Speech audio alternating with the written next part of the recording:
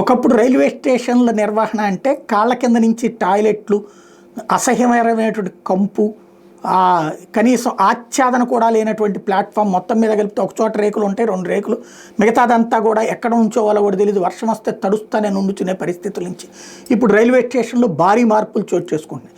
ఒకప్పుడు 5 ప్లాట్ఫారాలు ఉన్న మెట్లెక్కేటటువంటి ఒక ఫ్లైఓవర్ తప్పించి వేరే దారి లేనటువంటి స్టేజ్ నుంచి ఇప్పుడు ఏదైతే ఎస్కలేటర్ల దగ్గర నుంచి లిఫ్టుల దాకా అనేక ఉంటాయి. ఇంకా చాలా స్టేషన్లకు కావాలి. ఇప్పటికీ చాలా స్టేషన్లు మౌలిక వసతులు కల్పిస్తున్నారు. అదే సందర్భంలో నిర్వహణ అన్నటువంటిది రైల్వే అధికారులు ఫెయిల్ అవుతున్నటువంటి చోట్లను ప్రైవేటు పరం చేసేందుకు సిద్ధపడుతున్నారు. దీన్ని రైల్వే శాఖ వాళ్ళు తప్పుపడుతున్నారు, మళ్ళీ కార్మిక సంఘాలు తప్పుపడుతున్నాయి. ఏదైతే బన్సాల్ గ్రూప్ వాళ్ళు రాణి కమలాపాటి రైల్వే స్టేషన్ భోపాల్లో ఉన్నటువంటి దాన్ని చూస్తుంటే, అక్కడ నిర్వహణ చేస్తుంటే చక్కగా ఒక ఎయిర్పోర్ట్ నిర్వహణ లాగా ఉంది.